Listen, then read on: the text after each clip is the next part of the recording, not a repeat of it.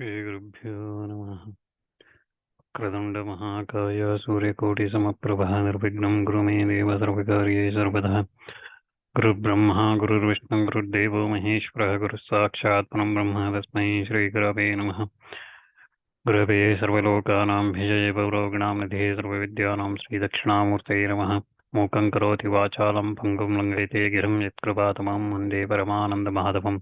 व्यासाय विष्णुरूपाय व्यासरूपाय विष्णवे नमो वै ब्रह्मणिदे वासिष्ठाय नमो नमः। श्रुतिस्मृतिपुराणानाम् आलयं करुणालयं नमामि भगवत्पादं शङ्करं लोकशङ्करम्। नारायणं नमस्कृत्य नरं चैव नरोत्तमं देवीं सरस्वतीं व्यासं ततो जयमुदीरयेत्। पार्थाय प्रतिबोधितां भगवता नारायणे स्वयं व्यासेन कृतितां पुराणमणिनां मध्ये महाभारतम् अद्वैतामृतवर्षिणीं भगवतीमष्टादशाध्यायिनीं वात्वामनुसन्दधामि भगवद्गीते विभेद्वेषिणीं। नारायणपरो व्यक्तादण्डमव्यक्तसंवमण्डस्यान्तस्त्वमे लोकः सप्तद्वीपाचमेदिनीम् अवतीर्णश्च कालट्यां केदारेन्तरहितश्च चिदस्फीठपतिष्ठादाय यदाच्चङ्गरो गुरु शङ्कारूपेण मच्चित्तं अङ्गीकृतमुबोध्य किङ्गिरे सदा माया शङ्कराचार्यमाश्रये।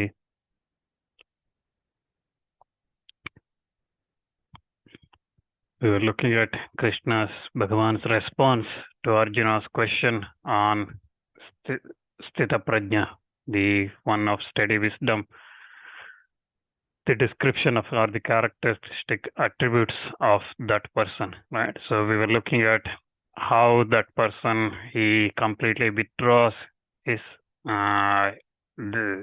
from all the sense objects, right? He withdraws his senses from the objects, the vishayas, the sensual objects. He withdraws from that. Yada sammarate chayam kurmangani sarvaja. So just like tortoise withdraws its limbs inside, this person, he from all the external objects, vishayas, he withdraws from that. Vishaya vinivartante diraharasya dehina rasavarjam rasopyasya param drushta nivartate. So that's what we looked at last time. So whenever these vishayas, so the objects of sensual objects, they keep coming and the mind keeps going towards that, but this person, he rasavarjam rasopyasya. So even he stops going towards them. He controls his mind and he stops going towards them because he is that Sutta Prajna. He has that Param Drushta Nivartate. So once he has that realization, he will not be impacted, distracted by those vishayas, those objects of sensual objects. So we looked at it is both ways. So first you have to control your senses to get that realization, and once you have that realization, that Atma Jnana and that Sthita Prajna, that steady state of wisdom, then you will not be attracted to these vishayas, these objects, right? So now Bhagavan explains what happens if those vishayas are not controlled. Okay, so those object senses are not controlled. He explains what happens after that. So he explains in the next shloka, in the 60th shloka, we look at the details of that. So yatato hepi kaunteya purushasya upaschitaha indriyani pramathini haranti prasabam manaha.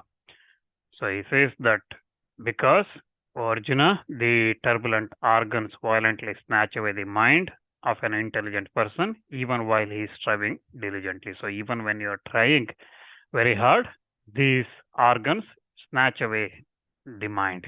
So yatataha means while practicing this self-control. He means for, api means even, kaunteya is Arjuna, Kunti's son, purushasya means of a person, vipaschitaha means one endowed, having this discrimination, having this ability to discriminate. Indriyadi means the senses. Pramathini means turbulent. Haranti means carry away. Prasabam means forcibly. Mana is mind. So here we look at the Bhashya and explanation for this shloka. Here it describes about the unrestrained senses work mischief. So that's the message here. Because what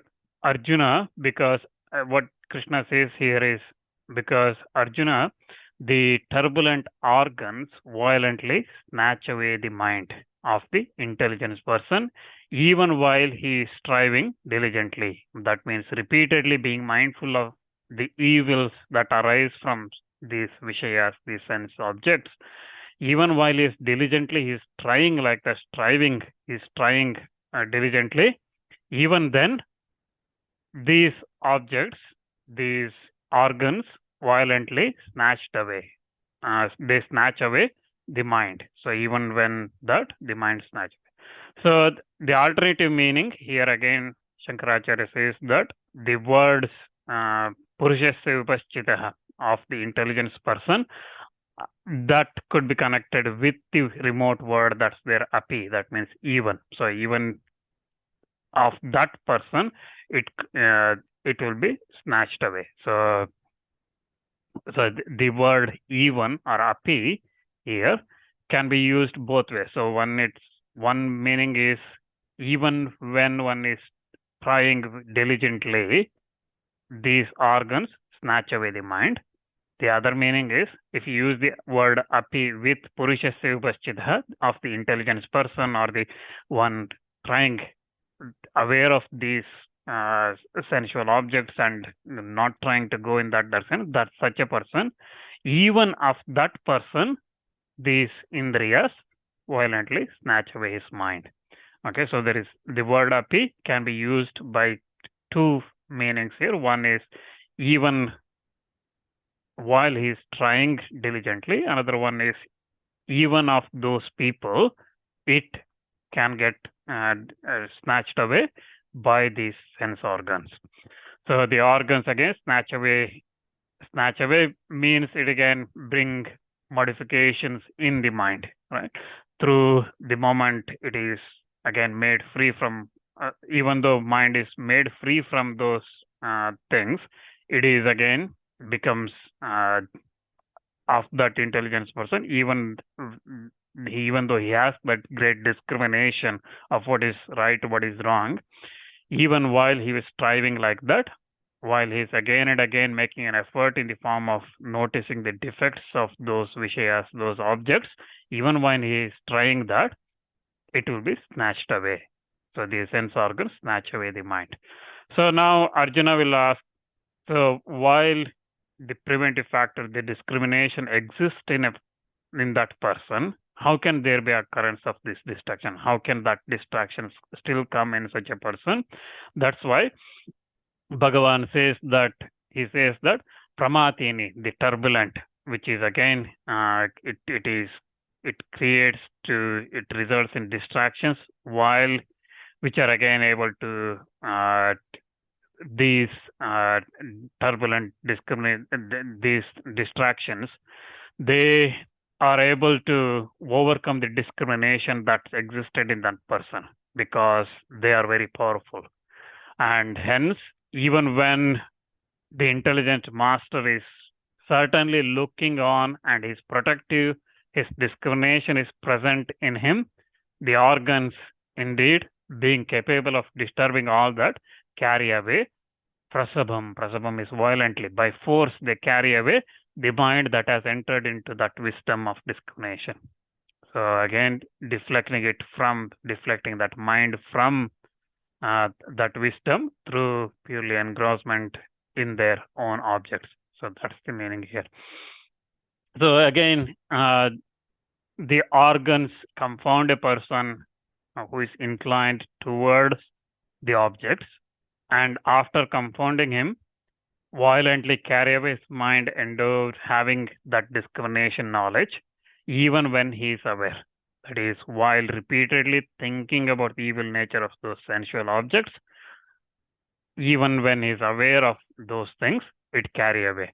So this again, Shankaracharya in his Bhashya explains that akuli kritya chaharanti prasavam prahasya prakashameva pashyato viveka vijnana yuktam manaha. So even those having viveka, that wisdom, that knowledge, that discriminating power, even those minds are haranti, prasavam haranti. So it violently carry away, by force it carries away, so it takes away. So that's why it's very difficult. And this again, we see this in all the Puranas and control. When we talk about controlling the mind, this controlling the sense objects, controlling the senses comes, talks about that. So, for example, in Kathopanishad, we see Nachiketa asking Yama a similar question, and Yama responds saying that Indriyas carry away mind like wild horses carrying away. So you cannot control them, but you have to bring it under control, like you are controlling a good horses, a trained horses. So you have to bring it under your control. And similarly, Shukacharya says that all the Indriyas try to get one's mind directionless, in different directions, in various directions, like a man dragged by 10 wives at the same time. So he gives an example of that. So Shukacharya explains that it is like that, where you are being dragged in different directions. It is like that mind is getting distracted by these sense objects. So like this, when mind is getting distracted like this by these senses, which are attracted to these senses, are always attracted to these vishayas, these objects, sensual objects.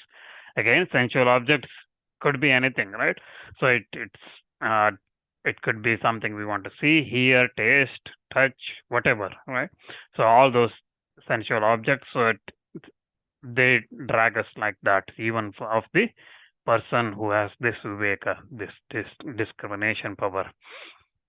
So if that is so, then Arjuna will ask, what is the solution for this? What is the remedy for this? And that's why Bhagavan explains in his next shloka, he explains the remedy for this, the solution for this. In the 61st shloka, we look at Bhagavan explaining this.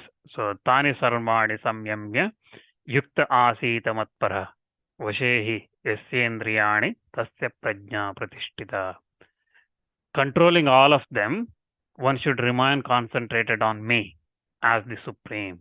So he says, and because the wisdom of the one whose organs are under control becomes steadfast. So they become pratishtita, they become steady. So Tani means them, Sarvani means all, Samyamya means seducing, Yukta means united, Asita, seated, Matpara means towards me. It is Krishna, Bhagavan, Narayana, Paramatma.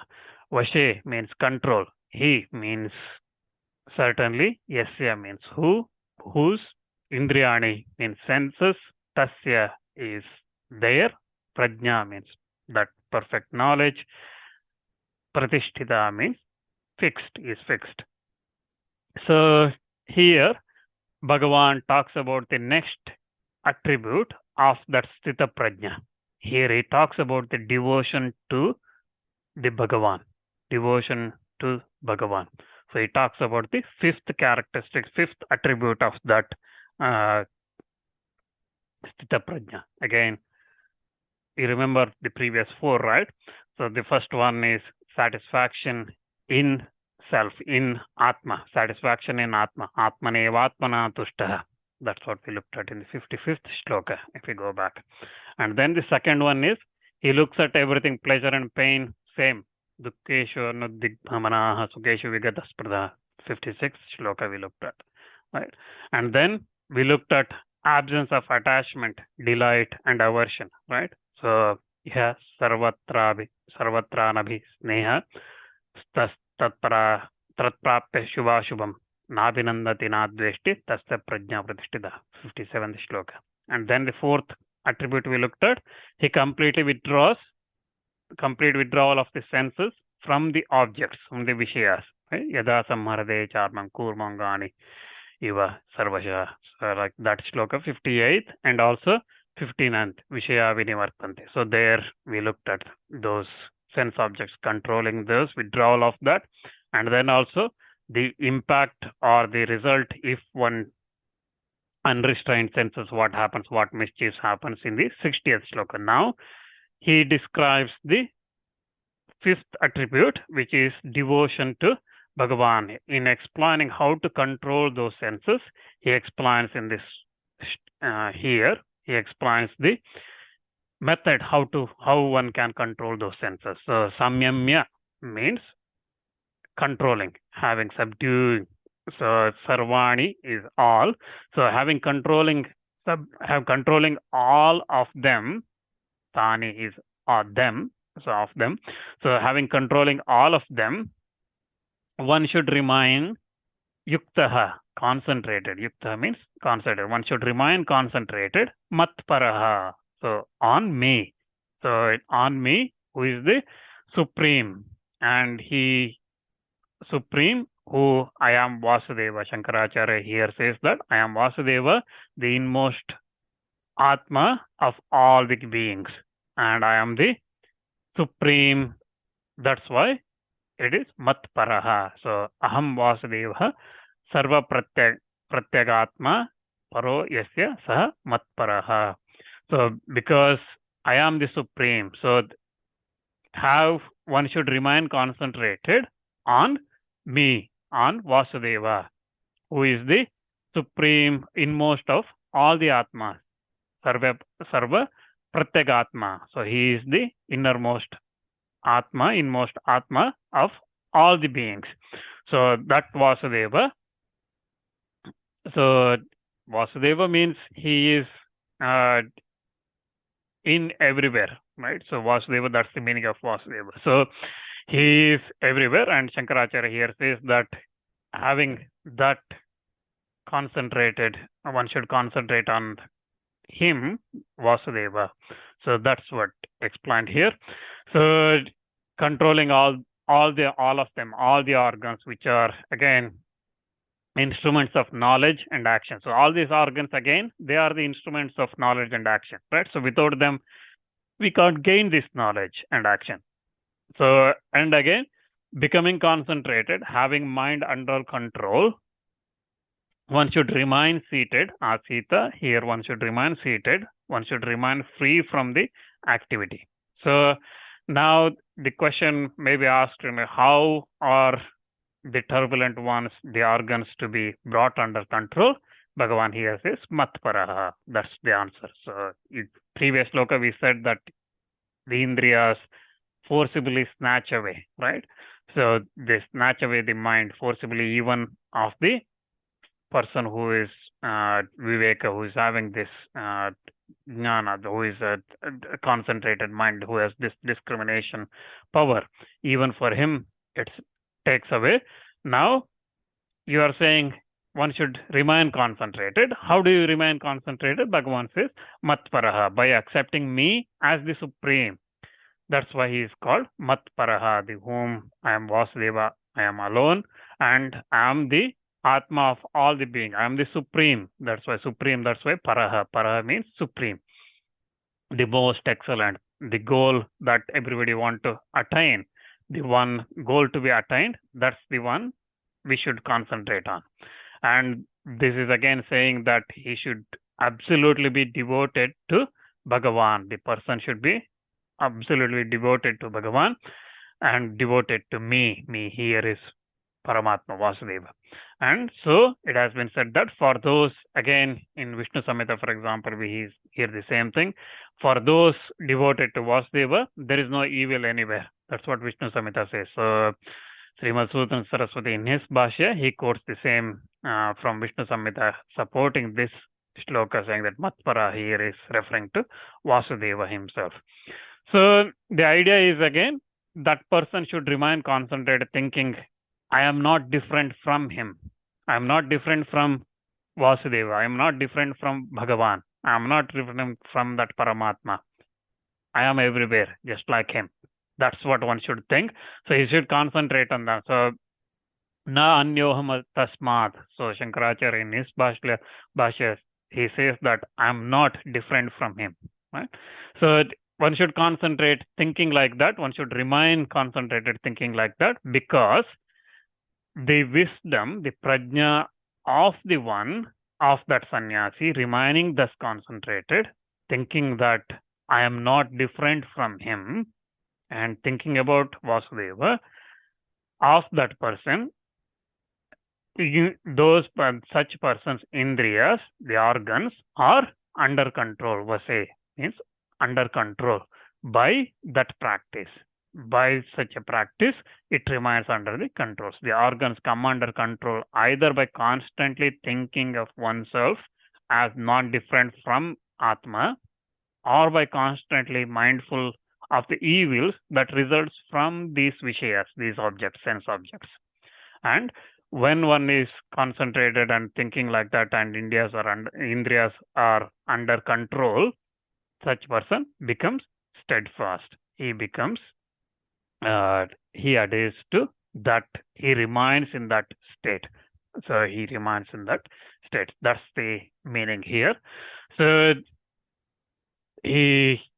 such a person, indeed, in the world, just like the robbers are controlled by a powerful king, and just like the person who is under protection of a good king, similarly, by taking shelter under the Bhagavan, the innermost controller of all, the wicked organs are to be kept under control through his power, the Vasudeva's power, the Bhagavan's power itself. So they are to be kept under Bhagavan's power itself. And again, understanding is, this person is under the protection of Bhagavan. So when you start thinking like that, I am under protection of Bhagavan, I am Bhagavan himself, thinking like that, when those thoughts come in, when those thoughts constantly come in, and that remains in that, then the sense organs come under control. So there is again, this shloka briefly talks about bhakti, devotion towards Bhagavan, and we'll come to the bhakti section later in Gita again. So Bhagavan again states what happens to when those organs come under control here. He says that because the wisdom of the one who has organs under control, the meaning is very clear here. So that means he remains steadfast, right? So here, through this shloka, Bhagavan answers the question Arjuna asked, Kimasita, how does he sit, right? So he asks, saying that such a person, the Sthita Prajna, he is the one should sit having organs under complete control. So Arjuna's question is answered here in this shloka, saying that he should sit with his organs, sense organs, under senses or organs under full control, thinking about Bhagavan.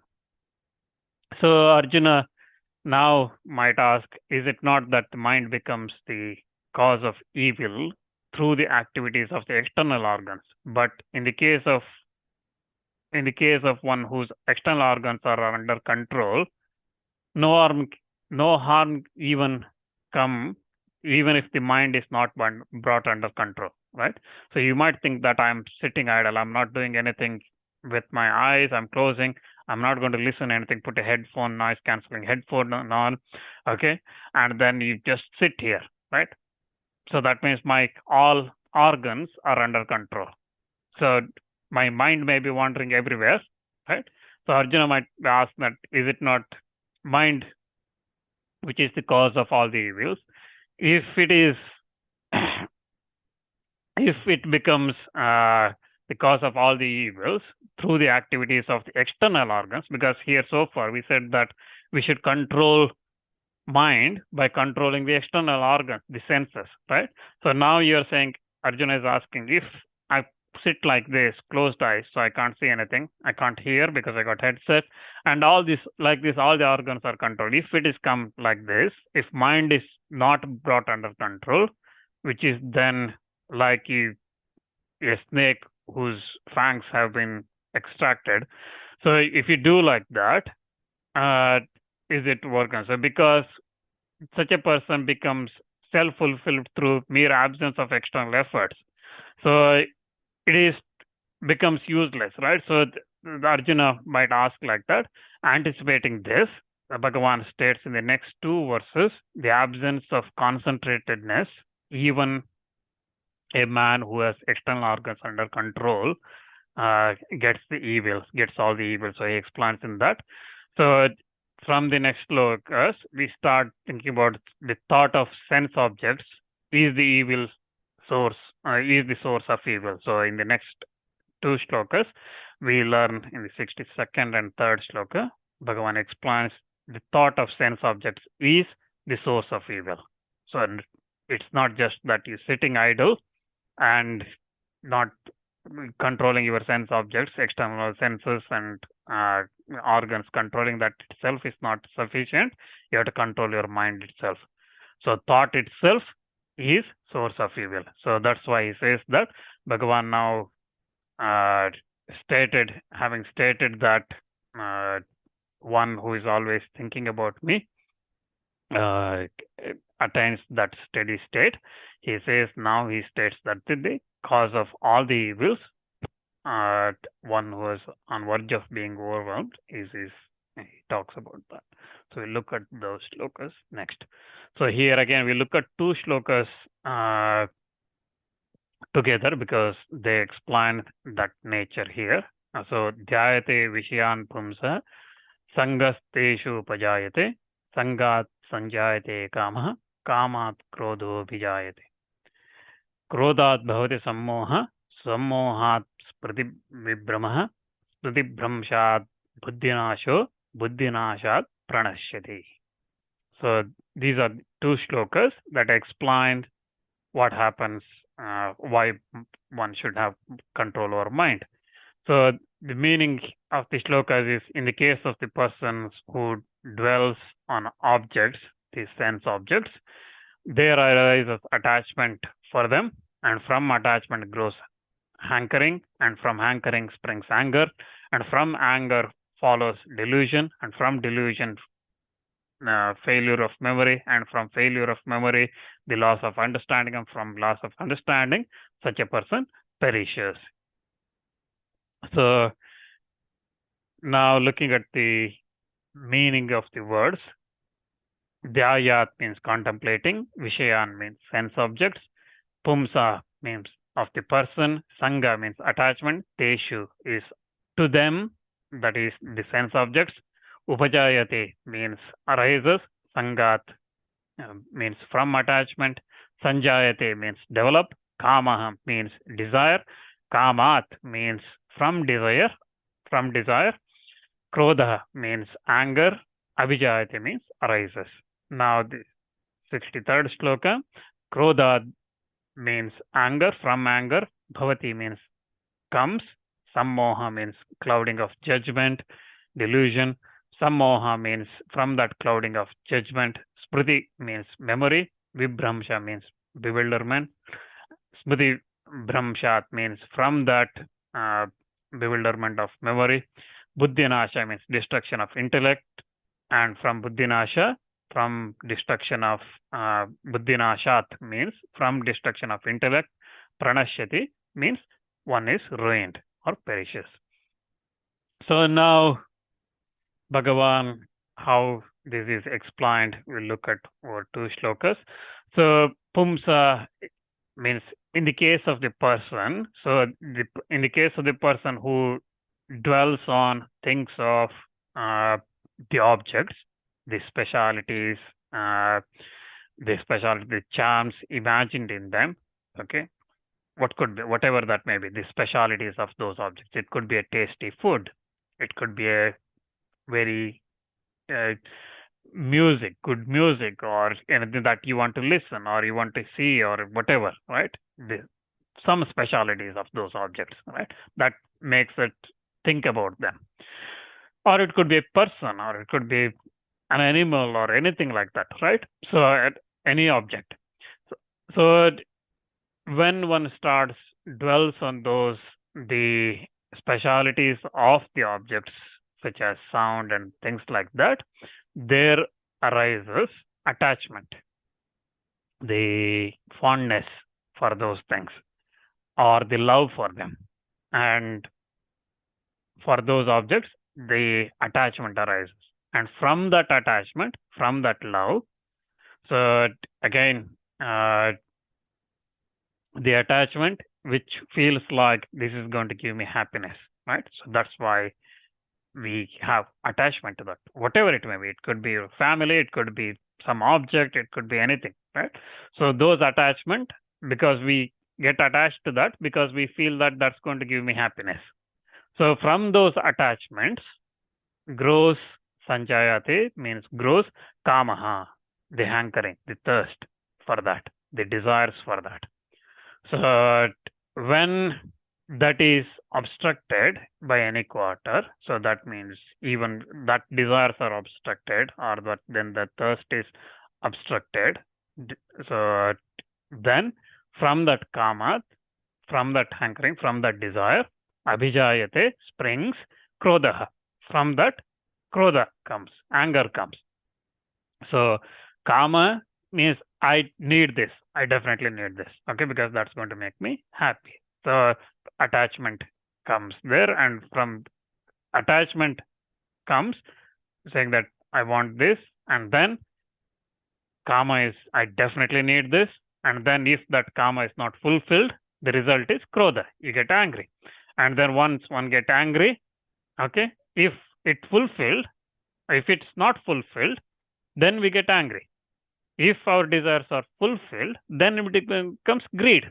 It's never sufficient, right? We want more of it. So when desires come, either it results in krodha, anger, or it results in lobha, greed. So that's why here Bhagavan says that kamat so abhijayate krodha.